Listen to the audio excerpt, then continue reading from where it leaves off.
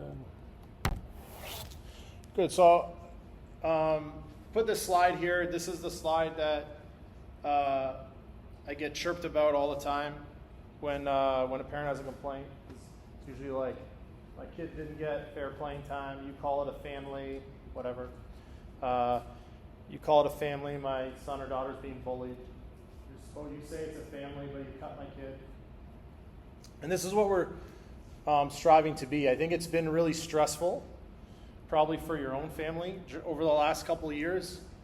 But this is when we're at our best, who we want and strive to be. In moments of the season, in moments we have a mix here of potential new faces and people who play with us. This is what we want it to feel like.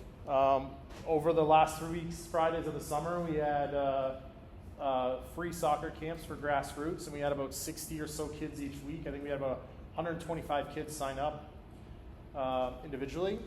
And then I put out a call to our 2007s,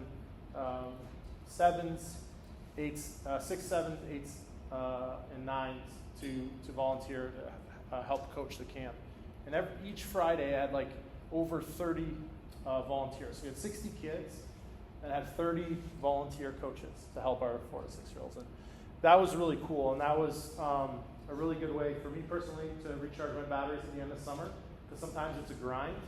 And then when you see how committed these our young players are and how amazing people they are in our program, that helped volunteer. They could have came volunteer just for community service hours, which I'm very generous in giving, by the way. They could have just wanted to get out of the house away from you, or you wanted them out of the house away from them. But we had a blast. They were really good. They mostly spent the day tying shoes and chasing little kids and finding their lunch pail and stuff. But that's what it's about, and that's the experience we're trying to provide, and we're trying to keep that going. And it's very hard for us to do it being in a high-performance environment. So it's really, really difficult to create a culture of family in a high-performance environment. And we understand that, but we also want you to understand that the last 2-3 years have been hard on all of us from a survival perspective. I felt like we were surviving, and we're trying to go from like a survive mindset to like a thrive mindset, trying to figure out ways we can become our best selves in years going forward. So that's kind of what this is about. So why we are here. So the first thing I always say is, like, every time we start making teams around this time, we get out the whiteboard, and I personally, before I let coaches make decisions, I want to see where every kid ends up. So we want to keep every kid playing soccer as long as we can. We can't keep every kid playing soccer, but we try to keep them playing soccer as long as we can. Doesn't mean that we have spots for every kid. We're limited by our resources and pathway and stuff too. But we do try to be as creative as we can in offering that. We want to find the right fit of a safe, supportive, and appropriate challenge for the kids. So we don't want to bring in a player who's not ready for what we're about to throw at them. We don't want to give them a negative experience. We don't want to bring in a player that it's going to be too easy for. We don't want to hold them back. Maybe we push them on. We want that. We want players to keep contact with friends, but also venture out to make new ones. So this, I'd say, happens more on the girls' side. It's very happen to break down social barriers in girls' teams. But on boys' teams, also, sometimes players don't want to get out of their comfort zone to challenge themselves, so we have to find a way to balance that. We want to associate with like-minded peers while still developing a growth mindset. So I want players that are driven and have a great attitude together, but we want players also that'll challenge each other. Some players from different walks of life and things like that. It's important to us. This is an area I think we can improve on. Promote self-confidence through competence and character development in sport. I thought we were trending in a really good way prior to COVID with this. I think coming out of COVID, we haven't been able to provide the support we need. I look at like 07, 08, 09 boys age groups. Find like, talking to a psychologist, they told me that like 08 boys, when they went through the pandemic, that's the age where you start to find where you sit in social groups. And they miss that ability to like that's the first time you get to choose who you sit with at lunch. Is that age, like grade 7, grade 8. And the boys miss that group, so they need us to help support their social skills. coming out, and I know you as parents are doing the best job you can, but I think we can do better to help support you in that. And then finally, obviously, ambitious pursuit of athletic potential through performance training and competition. So the reality is we're here to help guide your child through an ambitious pursuit of their potential. So we are going to push them to be a little bit uncomfortable, and that's okay, but we all have to be accepting of that. Just what we're going to kind of cover today. It's an introduction, talk about the relationships that bring us together organizationally, talk about our opportunities to move forward, performance pathway, and a program summary, and then next steps. So just an introduction to myself. My name is Ryan Mendonca. I'm the sporting director of the club, Tecumseh Soccer Club. This is our technical staff. As you see, and a lot of you know these coaches.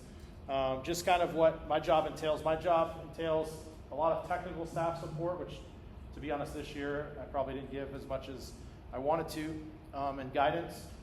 So on that side, I'm coaching the coaches, but on the operations side, I'm making sure that our program continues to grow, and more importantly, our community continue has access to high-performance programming.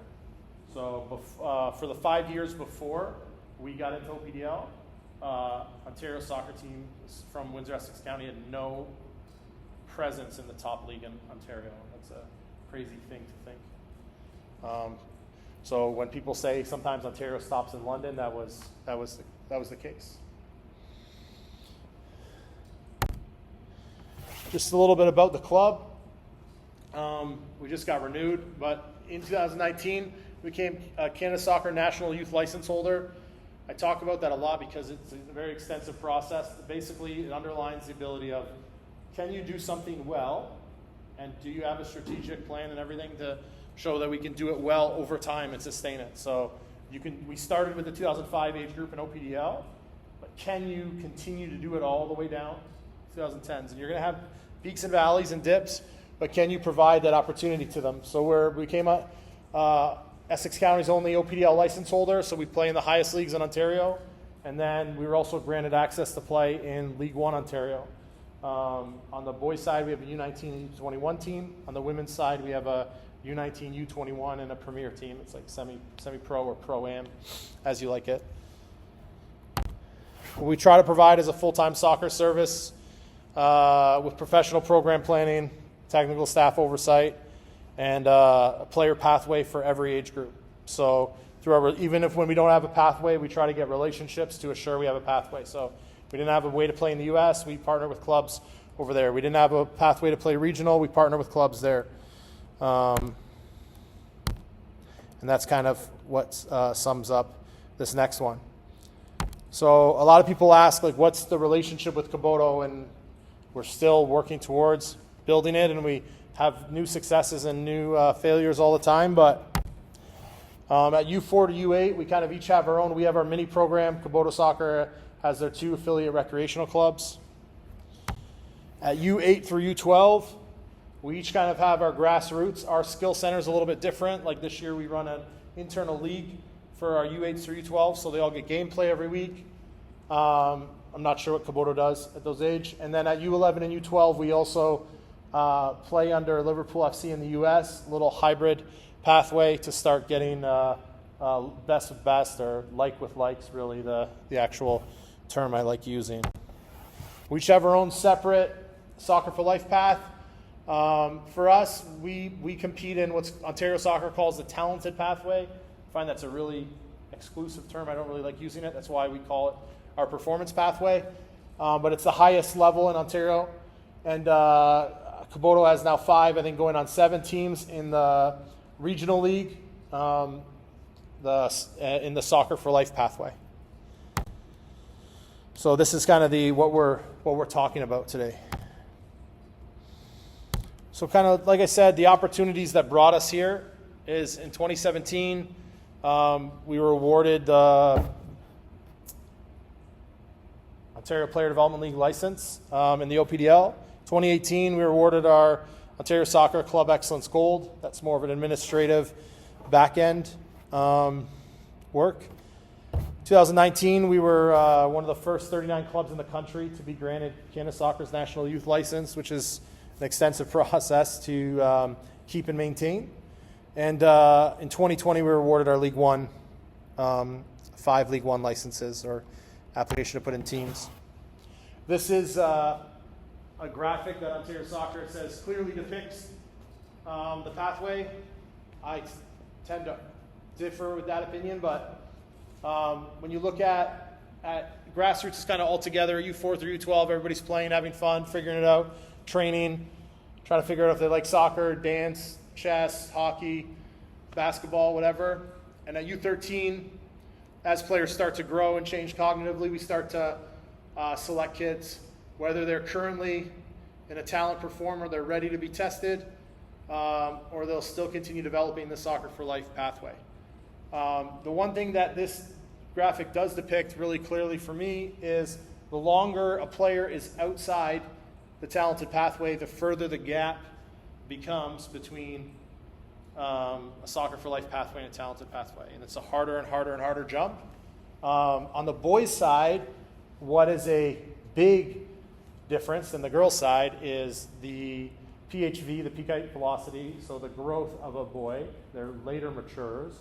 So what we do see on the boys' side is when we start getting into the 15 through 17 age groups, some boys go from obscure players that maybe weren't anything close to talented pathway. Maybe they had legs and they were like Bambi on ice because they grew so fast, or they just weren't ready physically, to now they've made a huge jump. So in the boys, if I could draw this properly, there's actually a later intake period. And we actually see this with our boys where like sometimes our boys aren't on Ontario Soccer or Canada Soccer's radar or Toronto FC's radar, and then all of a sudden at 15, this kid shoots up, and like we had a kid go to Toronto FC and sign, move to Toronto inside like 2 weeks. He just hit at the right time, he starts going at the right time, he gets invited in and done. But a year prior, not even close. Not even close. So it's also about timing. That's where I think the boys' pathway is different. You'll get this sent out. Just talks about what the National Youth Club license means and infrastructure supporting it, but also the levels, because I hope that more clubs start aspiring to providing consistent value. This is how value is at a lot of clubs. If you have a really good soccer person who had kids of the same year of your son, and that person chooses to coach your son's team, then you probably have a good experience. And if you don't, then you might not have the same kind of experience. It's not standardized. So what Canada Soccer wants to move to is having more standardized environments. Doesn't mean it's better or worse, but I think consistently it will be better more often. Than if you have inconsistency. And it'll keep more kids playing the game because they'll have consistent positive experience, and that'll lead to more kids, especially on the boys' side, making the jump. So hopefully a lot of clubs will come in as a quality soccer provider and try to work their way up to where we are. So Kubota Soccer, as an example, our regional partner is applying to be a quality soccer provider this year. We're going to support them in every way we can. They also this year had the first time playing in the regional league with 5 teams, hopefully growing to 7. And their history of club excellence, silver in 16 and 18. And like Kubota says, what they're trying to do is we're working together to kind of fill that gap. So there's not a big of a gap, especially on boys. We want to give boys the time to grow and develop on their own time if they're not ready. And if they don't grow, give them somewhere to go play. Maybe it's regional. To get ready to come back up in the talented pathway. So they're trying to fill that gap between Soccer for Life and talented pathway. Good. So again, I think it's weird. So internally, we don't call it our talented pathway. When you see Ontario Soccer's literature, that's why. So what's our performance pathway? So we talk about our programs, Youth Academy, Skill Center, which is we have to do, like I said, have an internal league, things like that, referee and coach development as part of our winter training. And then at U12, we start separating into whether you're going a performance stream, so you're looking at playing OPDL, or you're looking at just staying local. Maybe your commitment level suits you there. We kind of tagged our development stages with really key, I don't think these are talked about enough, but I think these words, if we were to sum up what our goal is at U4 to U6, we want just help kids explore an environment and be as inclusive as possible. U6 through U8, we're just trying to inspire them to be as curious with the ball and with the field and everything. Engage and empower at U8 through 10 and U10 through 12. And then at U12 through 15, we're trying to get them to prepare. And I think that's a stage where, coming out of the last 2 years, where we have to do a better job of is teaching players the training habits they need to be able to perform. So everybody wants to be really good at U15 through U17. Everybody wants to be like our top groups. And in boys soccer, it's a fight. It's a dog fight, Windsor Essex, to put together a good boys team. Like, I'm talking to play at the highest level. Like, we can sandbag and play in lower levels, right? Or we can put together a decent team in regional. But to play at the highest level, it's a fight. But if you don't put in the work between 12 and 15, and that's what we're a little bit more demanding and need to be more demanding of our children at those ages, to develop good training habits in order to get them to perform. And if they have that, then maybe we can educate them in that performance environment and get them to excel. But that's why it's important for U13 to U15 that we're in the right environment. And we are here, and then we're working to get to excel. What's something that is happening a lot on our boys' side that we are seeing is that I just talked about on our girls' side. Our girls' side has always had a history of players being invited to provincial teams or get scholarships in university or whatever it is. What we are seeing with our boys' side is when a player gets invited, we're getting a high conversion rate of going. So we'll have so we had more girls invited to provincial tryouts than boys, but we had more boys make it than girls. We haven't sent a lot of players to Toronto FC, but we sent 4 and 2 got signed and moved to Toronto. So we've seen a high conversion rate for boys, so I think we're doing a better job managing a boys' competitive mentality than we are on the girls' side. But I think we can still do a better job, I think, helping boys at U12 through U15. I'll use the term self-regulate. I think helping them understand what it takes on a day-to-day basis to put in the work is something, without just being like a dictatorship. So I have a young girl. I had a friend come over with two young boys. Having 2 young boys in the house is totally different than having a young girl. Just stuff broken everywhere. All of my pool toys were broken by the end of it. So I can't imagine what it's like trying to keep a boy in line at a young teenager. I'm sure my mom can tell me about it, but that's what we want to make sure we help them do. These are some of our player development outcomes, which we measure. It doesn't drive our planning, but it is something we look at. So one thing we are proud of is we do have all 8 provincial OPDL age groups. So we don't have gaps in our programming. So again, something that we talk about in our club is providing opportunity at all levels. So we have U13, U14, U15, U17 at both genders. Not all clubs have this. As a matter of fact, both clubs in London don't have this. Cambridge doesn't have this. Waterloo doesn't have this. For us to have teams at all age groups, again, we're trying to offer consistent programming so that every child through the ages has opportunity. We also have 5 League 1 Ontario teams. So we have 13 high-performance teams that we manage, that we get on turf. Everybody complains they don't have enough training or not enough space, but the whole point is we're trying to give them the best experience possible and manage that. Last year, 31 Tecumseh SC players were invited to Team Ontario tryouts. That's a massive number. That's beyond record-setting for Ontario. It was better than our 22 the last pre-COVID year.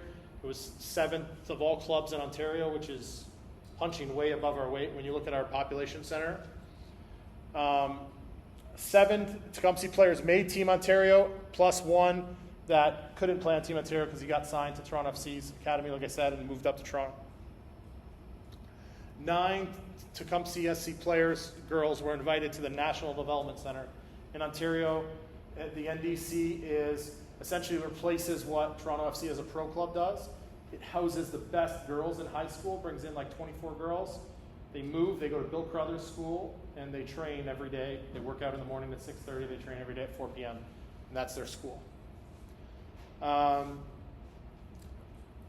4 Tecumseh players were invited to Toronto FC Academy trials, and actually 2 more just got invited in to go in December. 2 Tecumseh players signed at Toronto FC Academy, 1 in 21 and 22, and moved up there. 2 Tecumseh SC players were invited to the CPL, which is the Canadian Premier League Combine, just this August. One was a U16, one was a U18. So for boys thinking about pro soccer in Canada, this is a real thing. They're scouting constantly communication. And I think we're going to have more players go up into this. And then 15 Tecumseh players that graduated this year are playing post-secondary. So for us, and it's what we would call a small year coming out of COVID, that was really good for us. So like I said, it doesn't shape our programming, but definitely has to be something we measure success about. Just talking, a lot of people in here are part of our OPDL teams already, but I'll talk about it a little bit more. So in our performance prep, U13, U14, U15 ages, we play 20 games, 7 home, 7 away, and 6 central venue provincial matchups. So we did the math the other day. Our teams travel on average like 7,000 kilometers, as opposed to, if anybody's in here from a regional team, you travel about 4,500 to 5,000 kilometers. Some travel more. We were figuring that out with Kubota, just about what the travel increase is. We have a proposal in front of Ontario Soccer to try to get 10 home games for us in Windsor. We feel that without losing the central venue games. The central venue games are important because it's where scouting happens, and we get to play teams across the table. But we want to also make sure we're home a little bit more. I don't think we're going to get 10. I'd love to get 10. But we're trying to get as many as we can at home. Our program is designed to create like versus like competition, so we want our training environment to be hard. Right? So training should be hard. So if anybody's scoring like 10 goals at training, maybe you're not in the right training environment. So we need players to be challenged. And at these ages, we offer more competitive and comprehensive training methods. Like I said, we're transitioning from what they call learn to train, which is 11 and 12 for boys, to train to train. And that, again, means it's all about training habits and behaviors at training. Our maturity of athletes needs to be more in demand, and we want to start development and the expectation of individual players so they can increase as they attempt to align with individual goals. So we want to make sure that their actions on field are aligning with their goals off field. With the high performance age groups, which would be like grade 10, 11, 12, our 11s and 12s might play in League 1 Ontario Reserve. This year there was a U19 league, so that league ran from, feels like it's still going on forever, end of April till early October. And that gave actually more than 20 games. OPDL for U15, U17 stays the same. Again, we're trying to create like versus like, so we want players that want to play post-secondary or challenge or train like they do. And again, now we're going from train to train, which is like work hard in training, proper training behaviors, to train to compete. So are we training in a way with a desire to win and compete on the field?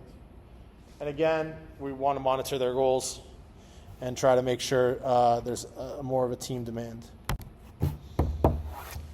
For those that are in the program, you've seen this a bunch of times. The best part of this is now that facilities are kind of open back to normal and the border's back to normal, the winter schedule should be more normal. It's just 3 times a week indoors. We were going to be outdoors until October 31st, but I got a call about 3 hours ago now that might not be possible, so we might be indoors on October 10th. And then 3 times a week. One of the days could include some strength and conditioning, speed training, and futsal. And then ideally, it will be team dependent, how many 11v11 scrimmages. Now with the border open, we put them so they can go across the border, or they play here throughout the winter. One of the most interesting things that happens in April and May is high school soccer. So for the 08s who are moving into that, at the time where we should be training hardest to focus on the team getting ready for the season, we then have this like external competition that occurs and this external social group. In the player contract, you're technically not supposed to play high school soccer, like by Ontario Soccer. It's OPDL, it's not the Tecumseh rule. We don't enforce that at all. All our kids played high school soccer last year at the frustration of the coaches and during training, and then like 2 weeks later at the frustration of the parents when the team looks just disjointed. We're going to continue to try to manage the high school situation the best we can because we're worried about wanting to put together a team at the start of the season that's competitive. We don't want to take away from their high school experience because that's part of their experience, especially this year, how much some of those kids missed. But we just got to try to balance both. And without overdoing the physical load on the players, and they still have to do homework at sometimes. Or some boys pretend to do homework. They just go in their room and, I don't know, play whatever the newest game is. But yeah, during the season, 1 game a weekend, 3 times outdoor training, and this year we're hoping to get back on the tracks now for speed training. And then this year and next year, but in October, the next round of provincial invites go out, and then players get invited. It's kind of like a weird carryover. Awesome. So I'm doing our best forecasting, and this is why some of our decisions will be made, and the older groups are affected more of this. So in 2022-23, there's U13, U14, U15, and U17 OPDL. There's no U16 division. They talked about it. Realistically, they're not sure if clubs can populate it. I think on the boys' side they could have. One of the main reasons I think they're not is referees and facility shortage still. Just uncertainty. And that's okay. So in this year, meaning like next summer, 2023, so tryouts this year, we have a 2010 boys team, 2009 boys team, 2008 boys team. We're some 07s, and on the boys' side, we've had a lot of success with biobanding players. Biobanding means we look at their biological age instead of their chronological age. So if a player's not developed yet, and even players that we think are Windsor developed, then you go play like Woodbridge. They're not Woodbridge developed. It's a big difference. So if you look at our 08 boys team and Woodbridge's 08 boys team, it looks like 2 different schools. It looks like elementary school and high school. So, and kids grow at different age rates. So we might bioband a player so some 07s can actually play with the 08. In the 08 division, it's done all across Ontario. It's done in the MLS academies in the US the same way. It's done in Europe. And it's been a great tool to help kids develop and still play a high level of soccer. If you want to play a high level, you're best playing at a high level because the speed of play is still high, a year younger, than dropping a level if the speed of play is too low. So if you're physically not ready to play your own age at the highest level, the reason why the biobanding is because we want to keep speed of play in the top training environment at a year younger, and you can still train up and down with your own age, but we want to make sure that that's where you compete.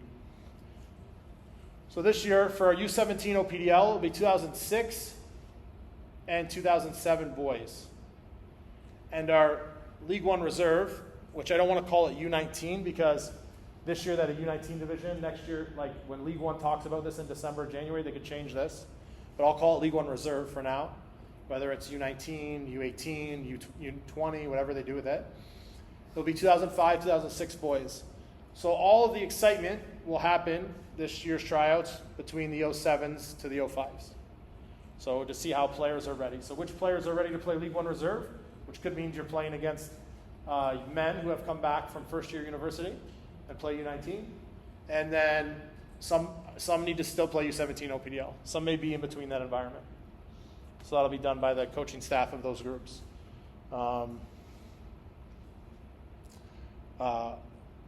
With myself.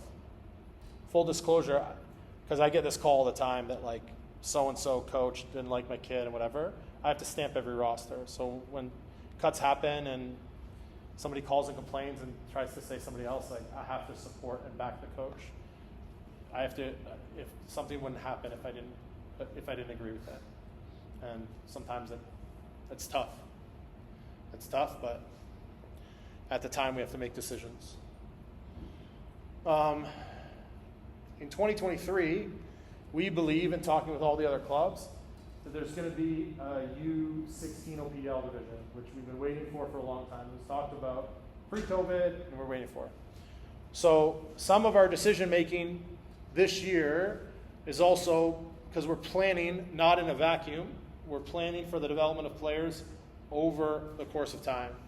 So we know that next year, potentially in 2023, the 2008 boys will have their own with 07 bio-banded in a U16 division. The 2007 boys will probably populate their own U17 team in the U17 division, and then some 07 boys would move up to our League 1 reserve team that plays under our U21, which is where a lot of university players play. So just to give you an idea, so when you see decisions making, it's like we're kind of on a 2-year plan right now with what our age groups are going to do. Because what we don't want to do is have COVID, adjust after COVID, do something this year, completely have to chop teams up next year. We're trying to put things on a course for a 2-year plan.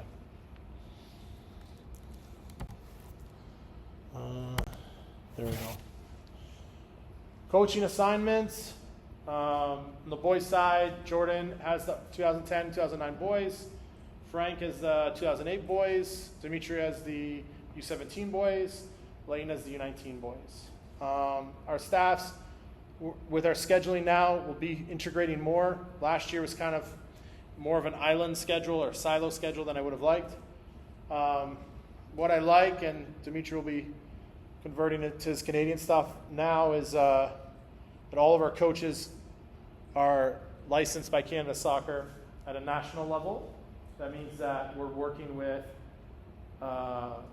national team staff on our conversations, and we're getting information on, our U.S. national team is looking like fire lately and going into the World Cup. The fact that we've qualified and our women's team winning the gold medal, so it's an opportunity to work at that level. But also important is that all of these coaches have received these licenses in the last 12 months. So a big standard of us is where we want our players to get better. All of our coaches are just constantly getting better. So requiring more education and sharpening our tools. And this year they'll be sharpening their tools more. So that's one thing we push, because it's not only about a certificate. A diploma from 20 years ago is worth nothing unless you continue to learn and grow. And if we're going to ask that from our players, we got to provide that as well. This is my favorite slide in there because this is where I feel like some gaps are in our programming. So the mistakes we made, and ultimately in my role comes down to myself. So one, for older kids, now the border's open again, the province is open for travel, showcasing an exposure for age-appropriate teams. So that talks about our U17 and our U19 team. And preparing them to be at their best. That's what I told you about our conversion rate. When we send players to events, we want players to be identified. If we're going to spend money and time and energy to get a player somewhere, you're going to spend money and time and energy to get them there. We want them to have a high rate of success and conversion. We're not just going to take people there. If we take people to an event for an experience, it's an experience. If we take people there for to showcase them, it's showcase them. So I'll give you the example. A team wants to go to a tournament to Florida. Nobody's going to go to school in Florida. One night, maybe one every few years. But it's a big trip to move away from home. So if we're going to Florida for our team tournament, it's not to get scouted. It's to have a team experience at the tournament. If we're going to get scouted, and we can go and get scouted with schools around us within 5 hours, which is where most kids are going to go. 5-hour drive. Second, game and training film. So it wasn't until end of February this year that we got told every game has to be filmed. So it was a massive expense and workload undertaking. But we were already moving in that direction anyway. It just gave us a push. What we want to do as well is provide more training film and more opportunity to cut video. And over the last year, we didn't really have access to school classrooms. Now school classrooms are now becoming available again for us to use because we can rent meeting rooms, but $60 for a team film session isn't really available or something that we want to spend money on. So What we want to do is make sure that we have the opportunity to review film with our teams and players that isn't on Zoom, because people are sick of being on Zoom. Third thing is benchmarking. So for individuals, we can say, yeah, the U15 boys this year was really good at something, and then next year we want, are our U15s better or worse than last year? Coaches will debate this all the time amongst themselves. Everybody thinks their team is the best and they're doing the best job. And but what we want to do is have tangible examples for benchmarking, and also help a player. Like if a player is playing left back and they want to follow the in the footsteps of a left back that maybe made the provincial team, we want to be able to show them key metrics of how they need to train and play. What did this player look like before he made the provincial team? What did this player look like before he got a scholarship? This is what that player looked like in that drill. This is what you need to look like. Look at the way he receives the ball. Look at his body shape. Look at his touches, and try to kind of use it for modeling. And that's what the next one is: best practice, providing them modeling of all ages, not just professional teams and players, but like real life examples. Like if I'm in grade 10 and that's at grade 12, and I know that grade 12 is playing the soccer at a level I want to be at. What did he look like in grade 10? And then that can be my standard, right? So we find that's more important for youth. When they watch pro players, they can't do what pro players are doing. So it's hard sometimes to relate. The last thing and most important thing on here is individual attention. This is an area I think we have a massive opportunity to improve in, is observing and listening. So recognizing change in a boy's behavior and not coaching it immediately or trying to correct it, but like observing and listening, and then start asking questions about why a child's behavior has changed, and see if we can attack it from a different angle. And then when they're going through this, being more supportive during that time of transition or difficulties they're having. So a player's gone from being like your standout player to he's struggling right now. It's a big jump. He's gone from being the center mid to left back. Now he feels like he doesn't have a prominent role of the team. How do we help him through that? He went from being left back to being center mid. Now he feels like there's so much pressure on him, supporting him during that. We need to provide more specific feedback and plans to improve players. So when we give players critique, we have to be able to back it up with a correction plan. So how we actually improve the areas we need to. Otherwise, we're just complaining as coaches. We're not actually coaching. And then from my side, I need to develop and implement organizational processes to check in to make sure these are followed through. So this player, we identified they were having this behavioral issue. They were every week they were having an outburst. They were like cracking somebody at practice, getting upset with them, almost starting a fight. Okay, did we address that? Did we listen? Did we ask questions of the player? How are we helping support them in a way? From a soccer example, every time a player goes in, he looks like he's just down on himself. First mistake, he's done. How do we help a player get through that? And then we can monitor those internally. And then resources to support internal and external outside the immediate coach-director communication. So this is something we talked about before, and kind of the best idea I have, and we still have to work through implementation, or I've heard in talking to other clubs, is like having a coach of your son that's not their coach. So like if we say we have like 200 players and we have 20 players get assigned to me, 20 players get assigned to someone else, so that if your coach is Coach Dimitri or Coach Jordan or Coach Layton or Coach Frank, and there's something you want to talk about that you don't feel comfortable talking to your coach about, you have a system in place to go have a conversation. I don't mean complaint, because that's like another channel, but I mean like a conversation. Sometimes kids don't feel comfortable bringing something up with their coach because then they're fearful of what their coach will think, whether they get ostracized, whether they'll get from the group, whether they're playing time. That's the biggest one. I don't want to talk because I don't want to jeopardize my playing time, but they need to have somebody that can coach them and care for them outside of that authority train. So they have we have a boys director, we have their coach. Okay, they need to have somebody else to go to have a conversation with, to know that, like, I'll just use me as an example, or say James is on the girls' side. He might have 20 boys that he's responsible for. He runs, comes in, does some sessions with them once in a while, and then have access to reach out to him for a conversation. He sits in on their IDP meetings, and then if there's an issue, to build you up, to have a conversation with, just to give perspective.